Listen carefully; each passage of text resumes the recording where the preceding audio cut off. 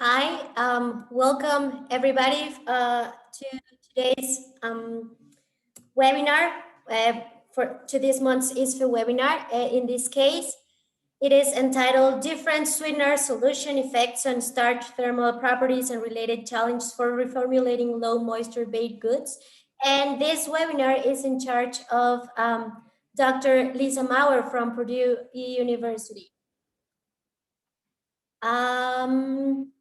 So, since joining the Purdue faculty in 2001, Dr. Maurer has developed an innovative research program in the field of food material science and tackles important emerging persistent problems related to the quality, safety, nutrition, and shelf life of low and intermediate moisture foods. A significant aspect of our today's speaker research is the characterization and manipulation of ingredients, solid state forms, and water-solid interactions for physical and chemical stabilization of powder, food, and bioactive ingredient systems. Dr. Maurer has significantly increased the understanding of the detrimental effects of moisture and crystalline solids, including advancing the foundational knowledge base related to the liquescence and the synergistic interaction of water with multi-component blends of food and bioactive ingredients. Work has received top external recognitions, including the 2014 Marcel Lonsin Research Prize and the 2019 Institute of Food Technologies Research and Development Award, as well as internal Purdue recognitions such as the 2010 Agriculture Research Award, which is the highest honor given to mid-career faculties in this institution for excellence in applying scientific principles to solve important research problems. And also the Purdue University Faculty Scholar Award. Dr. Maurer is also an accomplished teacher of undergraduate and graduate food science courses, and she was recognized as Fellow of the Purdue University Teaching Academy in 2010 and added to the Purdue Book of Great Teachers in 2018. Her work has and will continue to impact lives across the globe through the new food materials, vitamin forms, and methods she has developed, career paths or students she has mentored, and as well her publications and patent classes, workshops, such as this webinar as well, and short courses that provide a foundational understanding and phenomena that affect the quality, stability, and shelf life of foods around the world. Welcome, Dr. Maurer. Again, thank you. We really appreciate your time for these presentations. And just before we start, please remember to mute your microphone during the presentation. If you have questions through it, you can write them on the chat so that you do not forget them. And at the end, you can ask them directly to our speaker, or even I can read them aloud for you if you will need it. Thank you. Thank you so much, Dr. Maurer. And well, please welcome to this webinar. Well, thank you so much for the kind introduction. I wish we were all in the same room together. Wouldn't that be nice for an in-person type of conference and discussion? Can you hear me all right? The sound is good? Perfect, thanks. Hope the screen share works again. We're working here too. You see the slides? Wonderful. All right. Well, thank you, Viridiana, for the lovely introduction. It was too long. Shorten that thing next time. Again, it's very nice to be here. I was admitting to everyone I am not a food engineer. I appreciate them very much. I really like material science, working with the thought of what does water do to solids, and how can we manipulate that, control that water-solid interaction for delivering the optimum texture of a food product, a shelf life of a food product. Water, as I tell all my classes, causes more problems for the food industry than almost anything else I can think of. We're trying to add it to foods, we're trying to remove it from foods, we're trying to package foods to control where water is going. So the more time we can spend understanding water and what it does to foods, I think the better off we will all be. So that's where I got my career start, working in graduate school with Ted Labuza and Dave Smith at the University of Minnesota. Some of those are engineers, so I have that in my training background, but I would consider myself more a food material scientist with a little bit of a chemistry bent there. Here at Purdue University, we are fortunate to have the Whistler Center for Carbohydrate Research and a lot of industry interaction in the space of carbohydrates and foods. And so when I was in email exchange with Viridiana before this talk. I asked what focus she might like to have featured in this particular talk, and she chose the topic of sweetener solution effects on reformulating low moisture baked goods. I'll start the presentation with some fundamental starch descriptions. Hopefully we're all quickly on the same page there, and then spend more time talking through again, what we've been doing with different sweetener solutions, the types of analyses we've conducted, what the results are, and how we might take those forward to better understand food reformulation strategies and some of the challenges therein. So here is a diagram, some images of the starch granule, which is one of the most complex native structures in foods. Native starch is a semi-crystalline structure. We have all sorts of alternating amorphous and semi-crystalline regions. Talk about a playground for a food material scientist. This is wonderful. And different botanical sources of starch have different structures as well. I will focus this talk on wheat starch since we're talking about baked goods, so primarily wheat flour used in those, but similar studies are ongoing with different botanical sources of starch there as well. So here's our starch granule. A lot of fundamental work has been done in characterizing the architecture of the native starch granule. So lovely work out there about where are the amorphous regions, where are the semi-crystalline regions, what macromolecules are located where, and how does that architecture build up into the three-dimensional structure of a native starch granule. We'll see channels through the starch granule structure there as well, which become very important when we start to consider how starch is interacting with water or how water is interacting with starch, and how solutions, small molecules in water, might be moving into the starch granule and altering structures and functions therein. Again, not all starch is the same in terms of its semi-crystalline structure. The crystalline regions are actually crystal hydrates, which means there's water involved in those crystalline structures as well. Very different polymorphs based on botanical source of starch. Wheat starch is usually exhibiting the type A amylopectin crystal polymorph, if that's of relevance or interest to you. Other starch botanical sources have different amylopectin structures with higher hydrates. Some additional just visual imagery of those alternating crystalline, semi-crystalline, and amorphous layers in that starch granule. The orientation of how the A and B chains of amylopectin branch off of the C chain of the A chain become interesting to discuss at different points as well. And still some interesting debate going on about that native starch structure and orientation of those branch helices as well. A lot of fundamental work in my lab has focused on, again, how water is interacting with different solid types. We've started a lot of work with small molecule crystalline structures, characterizing the adsorption, capillary condensation, deliquescence, and crystal hydrate structures and phase diagrams of what interactions are happening where. Again, we have semi-crystalline structures in native starch granules, which are crystal hydrate. And the rest of the water is really adsorbing at the surface, which isn't a lot of water. More water, as it's moving into the crystalline and into the native starch granules, will be absorbing into the amorphous regions, plasticizing the amorphous regions, and creating some mobility within the starch granule that leads to, again, different functionality that we'll be talking about coming up.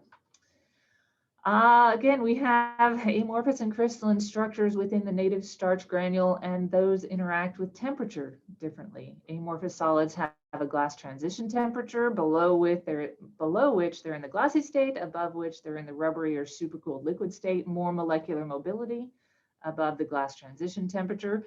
Crystalline solids have a melting temperature, and the melting temperature is always higher than the glass transition temperature if we're talking about the same molecule.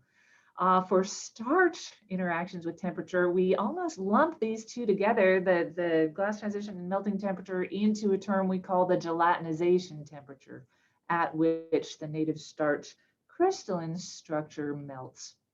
And we're left with a much more mobile starch granule structure that will swell, will take in more water in solution, and behave very differently. And we'll be looking through a lot of those traits coming up in the talk. You'll see the video below. We're heating starch granules in a solution under a polarized light microscope, and the point at which birefringence is lost is the point at which we say we've reached that gelatinization temperature. Again, when we have heat involved, we get more water, more solution moving into the starch granule. More water depresses the glass transition of the glass transition temperature of the amorphous regions. More, we get more mobility, more swelling, more internal force applied on those crystalline regions. We depress the melting temperature and we get gelatinization if the temperature exceeds the gelatinization temperature of that particular starch granule. And during that process, amylose is leaching out of the starch granule, and we'll see an increase in solution viscosity as that starch granule swelling and amylose leaching occur. It's really quite visibly dramatic to watch the amylose leach out of the starch granules. If we're characterizing viscosity as we do all of this, as is commonly done in RVA, rapid visco analyzer techniques for looking at starch solution and heat interactions, we'll see we'll get above the gelatinization temperature, above the pasting temperature. You'll see that in the figure on the right. The starch granules begin to swell, take in more water. Amylose is leaching out. The viscosity goes up until the point where we'll reach a peak viscosity. And that's where we have that maximum swelling of many of the starch granules. A lot of amylose has leached out at that point. But the RVA is stirring these heated starch solutions, and that provides some shear that starts to break down those swollen starch granule ghosts. And so we'll get fragmentation of the starch granules and a decrease in viscosity as RVA analyses continue. We will ask questions throughout the rest of this talk about what, if there are other things in solution, like sweeteners, like fibers, like oligosaccharides, that will interact with the amylose and other components of those fragmented starch granules. What does that mean, that change in viscosity during the RVA analysis? If we lower the temperature again, after some time period in the RVA analyses, we'll get more molecular reassociations and what's called setback. And in terms of the time scale of what's happening in an RVA analysis, this will be mostly attributed to amylose reassociations, retrogradation of amylose to some extent, and the associated increase in viscosity we see upon cooling those starch pastes. If we give even more time at lower temperatures, the amylopectin side chains will start to reassociate there as well, recrystallize perhaps into a different hydrate crystal structure than the starting point in the native starch granule. And what we call this chain entanglement, development of short range molecular order, increasing that size scale into crystalline double helices, aggregates of those side chains of amylopectin. All of that will call for starch retrogradation. And the time scale of amylopectin retrogradation is much longer than that of amylose. And this is commonly described as staling, hardening, change texture of baked products as starch retrogrades. And during this process, again, we have crystal hydrate structures and water is always moving. Important to keep an eye on where that water has gone during this whole process and what that might be doing to the material properties of the starch and whatever product it is that we are looking at. So a central question that we'll explore today is, how do sweetener solutions affect the starch thermal properties? Again, focusing on wheat starch, and we'll explore a wide variety of different sweeteners of different molecular weights and degrees of polymerization. So initially, we have our native starch granules, and a solution will be moving in as we heat the starch granule. So we'll focus first on how sweeteners alter the gelatinization temperature of starch, and then we'll move on to other starch thermal properties. So at first, I'll refer you to this paper called Effects of Sugars and Sugar Alcohols on the Gelatinization Temperature of Wheat Starch. This paper explored 19 different sugars and sugar alcohols, DP1 through 3, on wheat starch gelatinization temperatures. And we found that sweetener solutions unilaterally increase the gelatinization temperature of starch compared to starch gelatinization temperature in water. The elevation of the gelatinization temperature depended on the sweetener type and the concentration of the sweetener in solution, and a bit problematic for trying to replace sucrose with other sweeteners in many low moisture baked goods. Sucrose elevates the starch gelatinization temperature more than many other mono and disaccharides, and therefore if starch gelatinization or the control thereof is important for your product texture, it's difficult to take sucrose out and replace it with another mono or disaccharide. For those of you familiar with DSC analysis, this is what we'll see when we have preconditioned starch, native starch, in water or a sweetener solution. And as the concentration of sucrose, in this case, increased in that solution, we see a concomitant increase in that peak associated with the gelatinization temperature of starch. If we have products with not much water and high concentrations of sugar, we'll really have our solids functioning in a saturated solution or a highly concentrated solution of the sweetener. And therefore, those products would have a much higher gelatinization temperature than products that had more water or less sugar. And if we go back to this paper and those 19 different sweeteners at different concentrations, this plot is showing the increase in the gelatinization temperature of that wheat starch in the presence of all of the sweeteners. So the water control is that first point down on the left. And we'll see again the modest increases of the gelatinization temperature from about 60 degrees up to maybe 65 degrees Celsius at the lower concentrations of the sweeteners, but a much more drastic increase in the onset of the gelatinization temperature when we're looking at the sucrose, highly concentrated solution, sorbitol concentrated solution, and glucose. Interesting that the gelatinization temperature of starch in the presence of glucose was higher than that in the presence of fructose.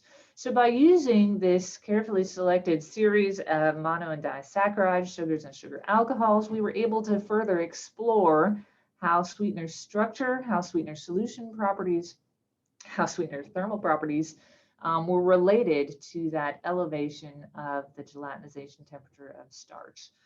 Again, if we refer, I can go back. If we refer back to those DSC thermograms, we'll see the onset of the gelatinization temperature and then that midpoint of the gelatinization temperature. I'll focus in on the onset gelatinization temperature throughout the study, but midpoint can also provide some interesting information. And you'll see on this scan and on the other data, the gelatinization temperature of wheat starch in highly concentrated sucrose solutions, 60% sucrose in this particular example, elevates the gelatinization temperature of starch up to close to 100 degrees Celsius, 95 to 100 degrees Celsius if we're talking about onset or midpoint in some different studies. And we'll see then a control or a limiting factor in terms of the amount of starch that would gelatinize in these products if the heating temperature was only 95 degrees Celsius. That becomes relevant for RVA analyses there as well. Taking a lot of these bench data that we were collecting on the sugars and sugar alcohols, Ruud van der Schman modeled the data and has some very nice mathematical models that will correlate hydrogen bond density to starch gelatinization temperature. And I'd encourage you to refer to that paper for the detailed math equations used there. So again, showcasing the sucrose effects on the wheat starch gelatinization temperature. We will see that 12 carbon sweeteners in this study increased the gelatinization temperature more than the others at the same concentrations. The solubility of sucrose is high, so we can have more sucrose in solution than many other sweeteners, and that also has a factor on an impact on the gelatinization temperature of starch. And again, looking at molecular weight and structure, number of carbons in the sweeteners and their effects on the gelatinization temperature are interesting throughout this study as well. But a key point here is that replacing sucrose with any of the other sweeteners in a very low moisture product would not result in an elevation of the gelatinization temperature as much as what sucrose was doing to the starch gelatinization temperature. And again, if the control of starch gelatinization temperature is important for the product, that becomes more problematic. In looking through the properties of the sweeteners and the sweetener solutions, we correlated those solution and sweetener traits to the elevation in the starch gelatinization temperature. And what we found across this series of sweeteners and concentrations was that water activity did not correlate well, R-squared of 0.45, with the elevation of the gelatinization temperature. The dry glass transition temperature of the sweetener did not correlate well with the elevation of the starch gelatinization temperature, but the viscosity of the sweetener solutions did. We added one larger molecular weight carbohydrate into this study, and we'll see that bottom line with the X's there. HPMC did not elevate the gelatinization temperature of starch. It's too big to get into the starch granule. And so that importance of the molecule in solution being able to enter the starch granule becomes very important to consider as well. So that was a lot of work going into those 19 sweetener solutions with additional concentrations. Some of the take-home messages from that study were that the sweetener solution must diffuse into the starch granule for any effect to be seen. It's known that those pores and amorphous channels in the native starch granule facilitate the entering of the sweetener solution into the starch. The water and the sweeteners interact with the starch, the amylose, amylopectin in those regions via intermolecular hydrogen bonding. Water and sweeteners will both plasticize the amorphous regions. Water, of course, has a very low glass transition temperature. The sweeteners have lower glass transition temperatures than a starch, right? Much different molecular weights involved there. And so both will depress the glass transition temperature of starch as they are intimately interacting with the starch itself. We know that sweetener solutions are more viscous than water, and they have lower water activities as well. But it wasn't the water activity that correlated well with the elevation of the gelatinization temperature. It was much more the viscosity. And then the first paper presented this theory that the sweetener hydrogen bonding interactions with the starch in the amorphous regions was what was stabilizing the starch granule and causing more temperature, more energy to be needed to melt those crystalline regions. And so there's our elevation of the gelatinization temperature of starch.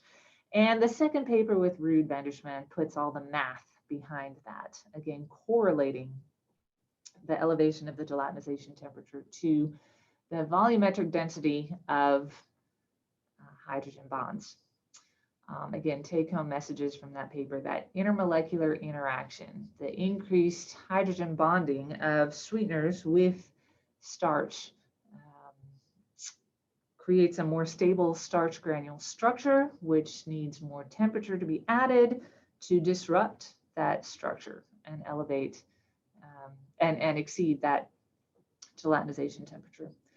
So in that study, really all the sweeteners that we used did not elevate the gelatinization temperature as much as sucrose did at those highest concentrations. And so we asked the question, are there sweeteners or other molecules that will increase the starch gelatinization temperature more than sucrose does?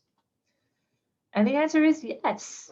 Boy, do we have a playground here for different formulation strategies that we can use in low moisture products, where we'll have high concentrations of what we're adding in the solution matrix to influence gelatinization temperature. So here we are, there's our sucrose and a lot of the sweeteners in the earlier study, but now we are adding bigger molecules.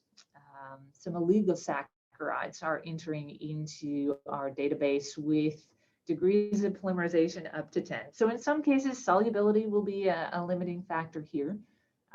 As we're starting to exceed the saturation concentration thresholds of some of the sweeteners. But look at this, we have lactose sucrose, right? So we have a sucrose and a glucose and two fructose molecules linked together here in this trisaccharide. A drastic increase in the gelatinization temperature. Fructooligosaccharides here as well in the DP3 to 5 range elevate the gelatinization temperature above 100 degrees Celsius. And so here, if we're formulating products with these, we could prevent the gelatinization of starch if our processing temperature unit operations are below the onset temperature of that gelatinization for the starch. We branched out here. So this paper, I think, is out just this month in Journal of Food Science. We used a variety of sweetener and oligosaccharide solutions we bought in the grocery store and explored their effects on the starch gelatinization temperature. I would not recommend eating all of these cookies. Travis Woodbury is not the best chef, and some of these have very high fiber contents. So again, that wasn't really the point of the paper. The paper was exploring, again, what do these different sweeteners that are available commercially to the home consumer do to the starch gelatinization temperature, and what does that mean to product treats? And so we see sweeteners that have high concentrations of oligosaccharides are elevating the starch gelatinization temperature. And an outlier, please do not eat these cookies, but a laxative, a polymer structure, also increased the gelatinization temperature. Exploring this all a little more, again, fructooligosaccharides are consistently elevating the starch gelatinization temperature more than many of the other sweeteners. But we also have some interesting polymer structures that also have the capability of elevating the starch gelatinization temperature just about as much in some conditions and molecular weight fractions as sucrose does. Well, okay, now we have a bigger playground for using molecules in solution to control the gelatinization of starch. So lessons learned, sucrose increases the gelatinization temperature of starch quite a bit, much more than most other mono and disaccharides. Polyols in general tend to increase the gelatinization temperature more than the parent sugar. Oligosaccharides increase gelatinization temperature more than sucrose, up to a certain extent. And we are comparing these at the same concentration. And of the oligosaccharides we've looked at, fructooligosaccharides seem to be particularly good at elevating the gelatinization temperature. Again, relating this all to intermolecular hydrogen bonding through some modeling and moving on. Hopefully the video is still being shared there. So how does this gelatinization temperature elevation relate to low moisture food products? This paper went on to bake cookies by replacing sucrose with each of these sweeteners on a 1-to-1 basis. Again, this was by no means a formulation optimization study. It was more exploratory here. So we knew the effects of the sweeteners on the starch gelatinization temperature, and we also did RVA profiles and other things there.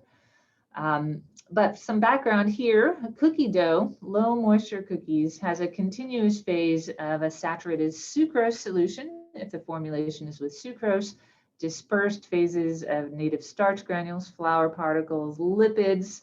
So a key point here is the solids and low moisture products are functioning quite often in highly concentrated or saturated sweetener solutions. Or if it was a high salt product, right, we could have a different discussion there. We heat those products. So now we're heating up our solids in saturated, highly concentrated sweetener solutions. That increases the starch gelatinization temperature. We know the type of sugar or sweetener makes a difference. In many traditional formulations of low moisture baked goods, that high concentration of, high amount of sucrose, low amount of water has led to that product texture relying on the sucrose solution control of the gelatinization temperature of starch, meaning that starch remains largely ungelatinized in many low moisture products. And then what is the sucrose solution doing additionally to control the texture of the products? In higher moisture products, we'll get varying amounts of gelatinization depending on the amount of water and the amount or type of sweetener in there. And that is a very important contributing factor to the texture of many of those products. So focusing in on the texture of low moisture baked goods, with the high concentration of sucrose, the starch just does not gelatinize in most production schemes. And that snap texture, that fracturability, and in some cases, the hardness of those low moisture cookies depends on maintaining the native structure of starch. And then it's the sucrose that's creating a glassy structure, a glassy continuous phase in the cookie matrix. And that is what is giving us that nice texture that we associate with this product category. If we replace sucrose with sweeteners that do not elevate the gelatinization temperature as much, we get very different profiles, textures, mouthfeels of those products. And this work is known out there. Example on the right, again, sweeteners with that did not elevate the gelatinization temperature of starch as much as sucrose did, resulted in less spread, greater height, very different textures of those cookies. So to get us all on the same page, the structure and texture of many low moisture baked goods has a high enough sugar or sucrose concentration that it will inhibit the gluten development, prevent or delay starch gelatinization and pasting, and then the sweetener solution after baking cooling creates a continuous glassy amorphous sucrose matrix as the continuous phase, and we have undeveloped gluten, dispersed fat, ungelatinized starch granules dispersed throughout that product.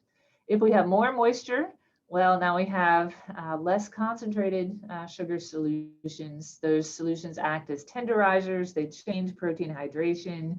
There's still an increase in the starch gelatinization temperature and the protein denaturation temperature as well. The sucrose solution contributes bulk to the final structure. And in these products, many of them have a continuous phase of gelatinized starch that has begun to retrograde. And then interspersed amorphous sucrose, proteins, lipids, a lot of air pockets in many of those products as well. So very different continuous and dispersed phases in products that we can manipulate by changing the amount of water and the heating conditions used for that. There's a drive in the US and many other places to reduce the amount of added sugar to baked products, to other products. And that creates some challenges for reformulating any of these products where the sugar is controlling many other traits associated with high quality texture, mouthfeel, flavor, consumer liking of the products. So in this particular study, we made cookies with all of the different sweeteners that we were using. Again, some of the oligosaccharides, erythritol, other sweeteners from the grocery store. We could inhibit the starch gelatinization, but the structure, spread, texture, color, moisture contents of the finished cookies were not ideal. Again, it wasn't an optimization study we did here, but of course, more than the elevation of the gelatinization temperature is important when reformulating removing sucrose, trying to reduce added sugars, which the US considers DP1 and 2. And we would definitely have to consider what it was that we replaced the sugar with that is contributing to differences in texture, structure, and other things going on there. Is it desirable or not? I apologize, back one more time. I would not recommend eating some of these cookies, especially in the bottom row, for very different reasons. But we can get high fiber contents in some of these, which is interesting to explore. And I suppose formulation and process optimization studies could be done there. In many of these, we prevented the gelatinization of starch. So there's native starch in there. It's obviously not a continuous phase, that's dispersed. So what else is in the product that's creating that continuous phase? And is it a desirable texture for your product category or not? Different questions to explore there.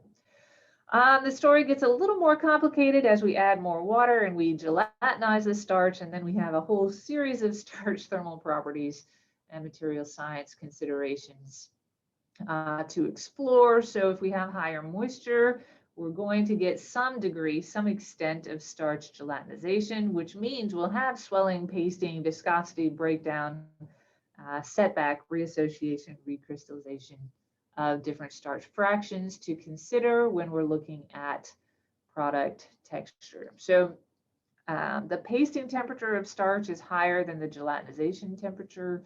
And after we exceed the pasting temperature, we'll get much more swelling and increase in viscosity. So in these cases, the sweetener in the solution is no longer only interacting inside the starch granule and increasing the gelatinization temperature. Now we also have the sweeteners interacting with everything that exuded out of the starch granules and whatever else we might also have in our product, in our solution, that will be influencing what is happening here. We know here from these data that the sweetener concentration will affect the RVA profiles. The red lines at the bottom here are saturated sweetener solutions, which prevented starch gelatinization in the RVA. The gelatinization temperatures were elevated above 95 degrees C, which means we never got to any starch swelling and other change in structure there. But at lower sweetener concentrations, we did get some extent of pasting once we exceeded the gelatinization temperature. And all of these behaviors were dependent on the amount of sweetener in solution. So we could increase viscosity compared to the starch control in water or decrease it. And it depended, again, on the concentration and type of sweetener in solution. And boy, we can get a whole variety of different viscosity profiles of starch. This is the same type of starch in different sweetener solutions at different concentrations. And so this image on the left is from that paper recently out in Journal of Food Science, with some exploration of how the different sweeteners were interacting and changing some of these properties of starch. On the right, we'll see different sweeteners at really the same monosaccharide molar concentration. And that shows, again, the type of sweetener, even at the same concentration, will have a drastic influence on the RVA profiles of starch. So if the engineers are designing the unit operations for mixing and extruding and producing different types of products, many of these traits and viscosity differences would be of importance as we're moving product around at higher temperatures and needing to understand the mixing properties and how some of those viscosity changes and differences might influence how we were producing the products. The different sweeteners have very different effects on the granule swelling. So we took aliquots sample out of the RVA at different time points of heating and mixing at different time points of that analysis. So that's what these numbers are on the right, 0, 160 up to 580 seconds, and put them through a particle size analyzer. And we'll see, again, different size fractions and average granule sizes at different time points of analysis. And we overlaid those on the bottom with the different viscosities that we were seeing in those RVA samples. Again, both sweetener type and sweetener concentration are influencing things, the granule swelling after pasting. We'll have, again, a lot of hydrogen bonding, intermolecular interactions occurring that will change the amount of energy we need to add to now swell starch after we've exceeded the gelatinization and pasting temperatures. Again, I like to think of this as hydrogen bonds have their own energy, right? And so if we have more of them between different types of molecules, we'll have to add more energy. But now we have some more stability associated in these interacting networks. They're not covalent bonds by any means, but there is an association energy there that allows starch to swell more before starting to break down in the RVA analyses in the presence of different types of sweeteners. There is an association with the molecular weight or degree of polymerization of the sweetener, and what we're seeing in terms of swelling and breakdown. Smaller molecular weight sweeteners tended to increase the peak viscosity, and some of the larger ones tended to decrease that. It was all dependent on the concentration of sweeteners in solution. So we have some synergism with the sweeteners interacting with amylose out in solution prior to the breakdown of the starch granule structure.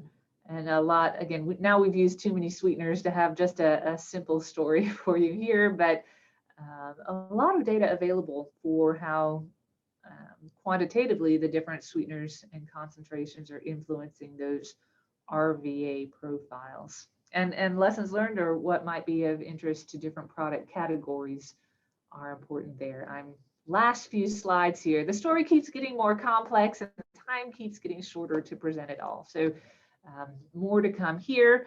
Sweetener effects on setback. So in the RVA analysis, this viscosity increase would be largely associated with amylose reassociation as we're cooling down the sample in the RVA. And not surprisingly here again, sweetener type and concentration influenced the amount of setback that we saw in the RVA analyses.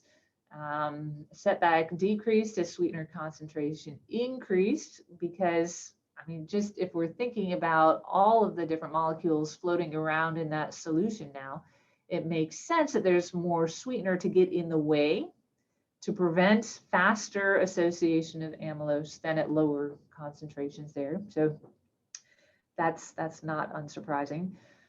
Starch paste containing monosaccharide sweeteners generally had higher setback values than those made with disaccharide solutions, except sorbitol. Sugar alcohols did not ever behave the same as their parent sugars.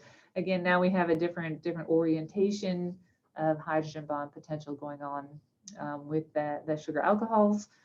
And we attributed differences in setback to, we had varying degrees of gelatinization in the different samples. We had varying amounts of amylose that leached out into solution. There's been a lot of work done that shows that amylose leaches out more in the presence of some monosaccharides than others. It's really kind of interesting. And we see differences in intermolecular interactions that can promote or inhibit amylose retrogradation. And some of that's dependent on sweetener type, and some of that is dependent on the concentration of the sweetener in solution. Storing samples longer. So if we have our RVA analyses or we're creating gels with this wheat starch in the presence of different sweeteners and different concentrations, we have a complex matrix now for looking at this longer term reassociation, recrystallization, retrogradation of amylopectin. And it is again dependent on the sweetener type and concentration. How much starch was present makes a difference here as well. We didn't explore that much in the gelatinization temperature studies, but starch concentration and type make a difference here.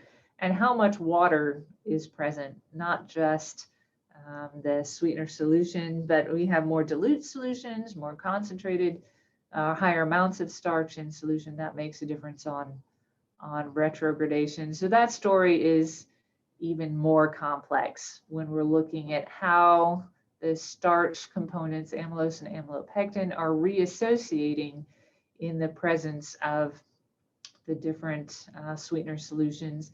It will also be, crystallization is always dependent on temperature. So the storage temperature of what we're exploring there will also become important. So some take-home messages to bring us to the end here and open up the floor for questions.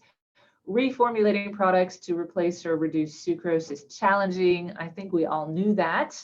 How do we quantify some of those challenges and build up an informed matrix for addressing each of the challenges one by one is perhaps what we've started here. We know sucrose concentration influences every aspect of starch thermal properties if that sucrose is getting into the starch granule and being allowed to interact at those interfaces. Other sweeteners and fiber types can exert similar effects on, if we take each of the traits of starch one by one, the gelatinization temperature, yes, we can elevate the gelatinization temperature. Peak viscosity, well, we can play with sweetener concentration in solution to try to match what sucrose was doing there. Breakdown and setback, right? Different sweeteners had different influences on those, some of which are close to sucrose and some of which are not. So a lot more to explore in that space. We can't forget that sugar itself has very important functionality in many food products. And so it's not only what sucrose is doing to the starch, to the water, to other components in foods, but also what sucrose is contributing itself in terms of texture, flavor, sweetness, that is very difficult to replace with other sweeteners. And all of that comes together to this final statement. There's no simple solution for reformulating reduced sugar products, but we can keep strategically learning more about all of these different interactions and build up a framework in which to rationally redesign products, whether that be the density of hydrogen bonds in solution, trying to match those with different combinations of sweeteners and other additives to create different continuous phases, or more. There's just a lot more to do in this research space. So I thank you all for your attention. I think I hit my 45 minutes, and we'll have time now for questions. I have to say hi to Gustavo and Lester. I've seen you both pop up on my screen. It's been too long since we've all been in the same conference room together. So we'll look forward to connecting up at some point. But this is better than nothing. So I'm so glad to see you all on the screen. Thank you for joining. Thank you for joining us.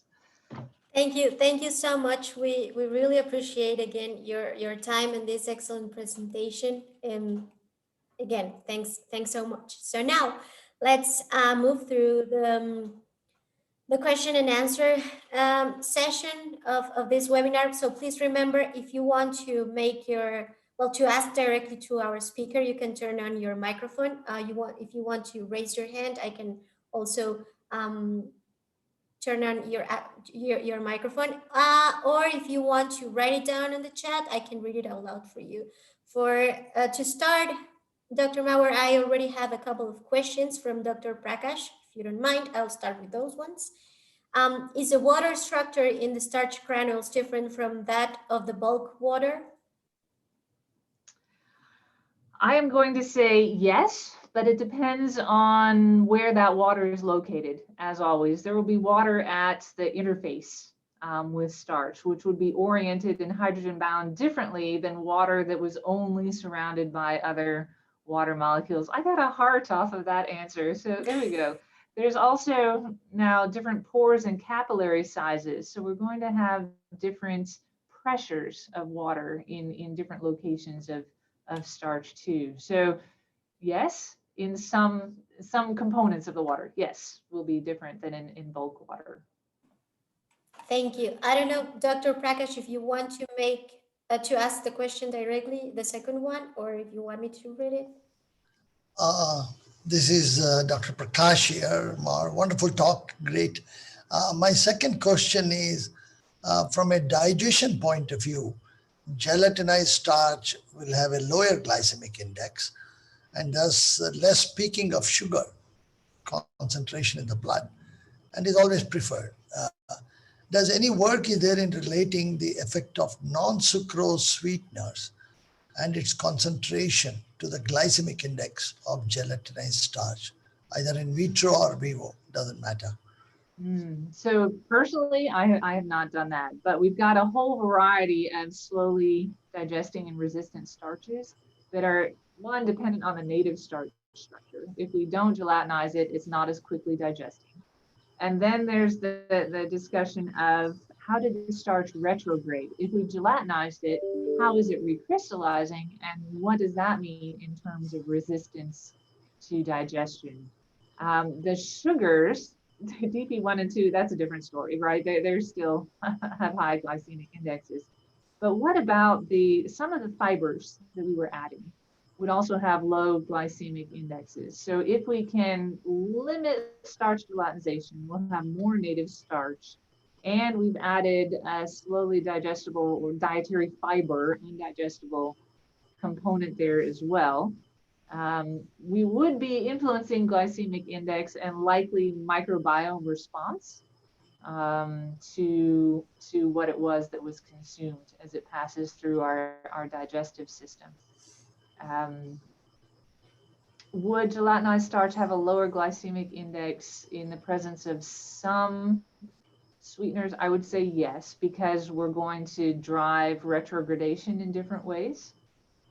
Even some of the sweeteners promote retrogradation more than others. And so if that will have an influence on digestion rate and glycemic index. So there's a lot of framework to play in that space as well, in terms of slowly digesting resistant starch and what was added to the product and how whatever that sweetener or fiber additive is also influencing that system.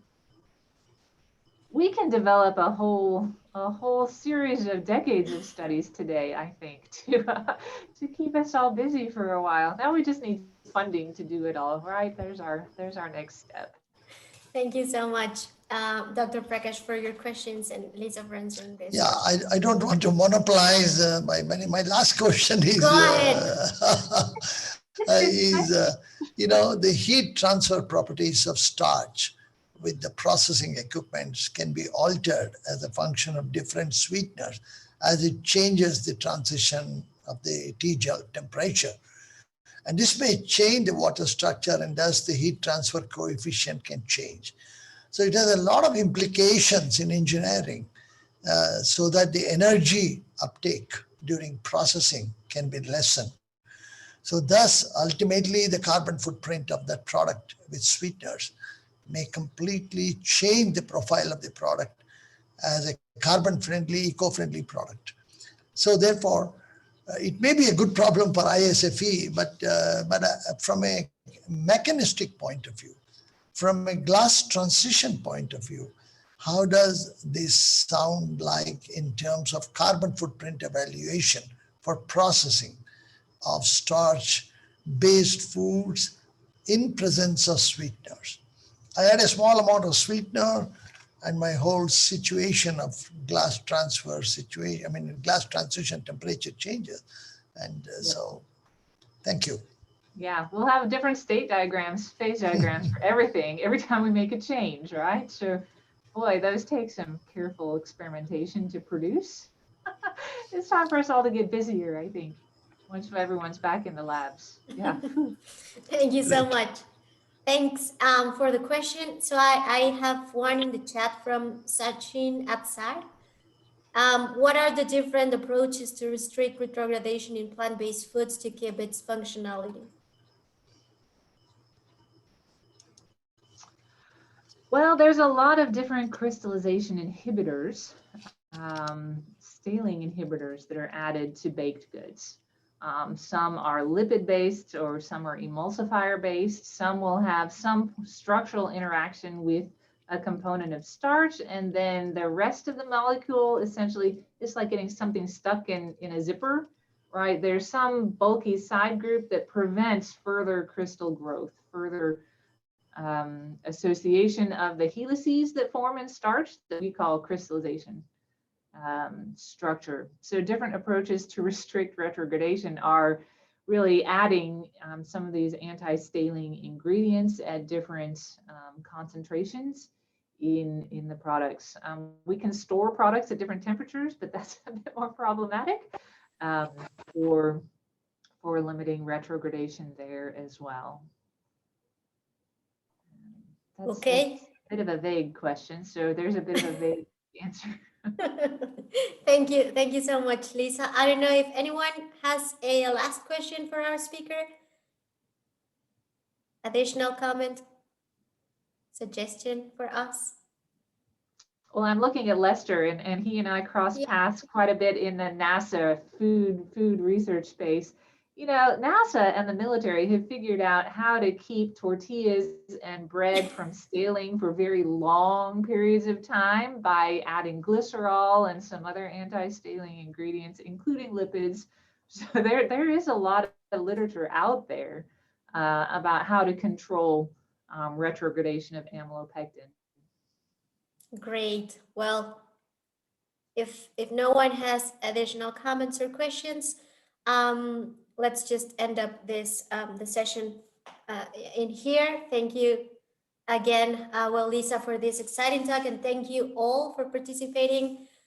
Please keep tuned and check our website. So we have a Facebook webpage, we have an Instagram account as well. We have our YouTube channel is for webinars. Please follow us on our social media so that you can keep tuned for our next webinar and yeah, all the information regarding to our next presentation. Again, thank you so much, Lisa, for this time. We had around, I don't know, almost close to 90 participants today. So we had a great audience today. So again, you make it possible. Thank you so much for this time. And thank you all. Well, thank you all for coming. It was an hour well spent. Again, I think it would have been even better in person, but we will get back to that at some point soon. Yes, for sure. We will want to have you in here in Mexico, having some tortillas, real tortillas, and this kind of crazy things. Thanks again, and thank you, Dr. Gustavo, for being here with us. He honored us with our presence. Thank you, Lisa. Wonderful as usual. Thank you very much. Here's the tour of the office in West Lafayette. I think I'm seeing global walls behind everybody. It is a different experience, isn't it? Whew. Although Gustavo, are you in Washington or where are you now? I am at home in Washington, Pullman, yes. Also, yeah. I'm just reading Massachusetts behind you, and then it gets a little confusing. Well, I did my PhD at UMass. Okay. I'm very loyal and very thankful guy to UMass. Of course, to Washington State, but I am here, so I don't forget my the people that helped me to